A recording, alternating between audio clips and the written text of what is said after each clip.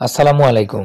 আমরা মোটর বসাইলাম, বৃষ্টিও শুরু হলো। আলহামদুলিল্লাহ, প্রচন্ড খরা শেষে গত রাতে হালকা বৃষ্টিপাত হয়েছে। এটা আসলে কালবৈশাখীর পূর্বাভাস, মানে সামনে বৃষ্টি বাদলের দিন আসতেছে। আল্লাহ চাইলে কয়েকদিনের মধ্যে আশেপাশের খালবিল, পুকুর, নদী নালা সব পানিতে থই থই করবে। তাই বোরো ধানের কাটামারি নিয়ে সবাই এখন মহাব্যস্ত।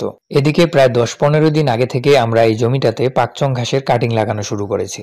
যেহেতু প্রচন্ড খরা চলছিল, তাই কাটিংগুলো রোপণ করার পর আমাদের সকাল বিকাল বালতি ও মগ দিয়ে আলাদা আলাদাভাবে সব কাটিং এর গোড়ায় পানি দিতে হতো। গতকাল রাতে বৃষ্টি হবার পর ক্ষণক্ষণে শুকনো মাটিগুলো অনেকটাই নরম হয়ে গেছে। এখন আর আলাদাভাবে পানি দেওয়ার প্রয়োজন হবে না। এই জমিটা পরিত্যক্ত হওয়ার কারণে এখানকার মাটিগুলো অনেক শক্ত।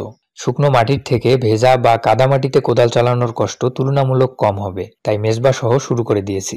এখানে মোট 11 সারির মধ্যে আগে 5টা সারি রোপণ করা হয়েছে। প্রতি সারিতে 2 হাত পরপর মোট 28 থেকে 30টি করে কাটিং রোপণ করা হচ্ছে। পরিত্যক্ত জমিতে পাকচং ঘাস রোপণের প্রথম ভিডিওটি যারা দেখেছেন তারা জানেন যে এই জমিটাতে আমরা নিজেরাই ধীরে ধীরে মাটি কুপিয়ে একেবারে যতটা সম্ভব সহজভাবে হাইব্রিড ঘাস রোপণের চেষ্টা করছি।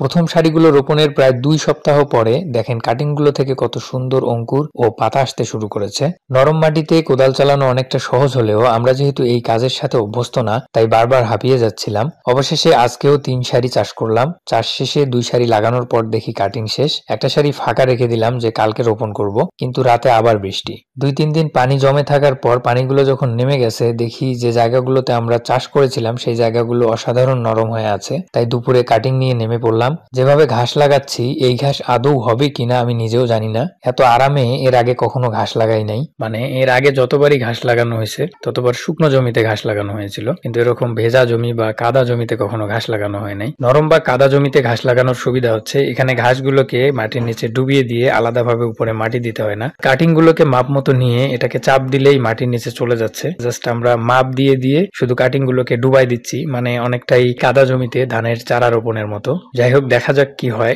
এদিকে আমাদের খড়ের ঘরের চারপাশে খোলা, বৃষ্টিপাতের সম্ভাবনা দেখে আমরা আগেভাগেই চারপাশে পলিথিন দিয়ে ঘিরে দিয়েছি, কারণ এই খড়ের মধ্যে পানি পড়লেই সর্বনাশ। শুকনো খড়ে মনে হয় পানির বরকত বেশি। কোনোভাবে লিক করে এক ফোঁটা করে পানিও যদি কোথাও পড়ে, সেখানকার খড় তো পচে যাবে, সেই সাথে আশেপাশের খড়ের মধ্যেও সেই পচন ছড়াবে, অনেকটা ছোঁয়াচে রোগের মতো। তাই যারা খড় সংরক্ষণ করে রেখেছেন, বৃষ্টি বাদলের দিনে সতর্ক দৃষ্টি রাখবেন। গত বছর এ ধরনের সমস্যায় আমাদের অনেক খড় নষ্ট হয়ে গেছে। এজন্য আগের চালটা ভেঙে এবার নতুন করে ঘর তৈরি করা হয়েছে। ঘর তৈরি থেকে শুরু করে ঘরের ভিতর এই খড়গুলো সংরক্ষণ করার পূর্ণাঙ্গ পদ্ধতি নিয়ে আমরা ইতিপূর্বে একটি ভিডিও আপলোড করেছি, পিন করে দেয়া থাকবে, প্রয়োজন হলে দেখে নিতে পারেন। তো বন্ধুরা, আমি আমার ব্যক্তিগত আবেগ, অনুভূতি ও অভিজ্ঞতার গল্পগুলো এই চ্যানেলের মাধ্যমে ধারাবাহিকভাবে আপনাদের সামনে উপস্থাপন করার চেষ্টা করি। ভিডিওগুলো ভালো লাগলে লাইক, কমেন্ট ও সাবস্ক্রাইব করে সাথে থাকার অনুরোধ রইল। ভালো থাকবেন, সুস্থ থাকবেন। পরবর্তী ভিডিওতে দেখা হবে সেই কামনায়। আল্লাহ হাফেজ।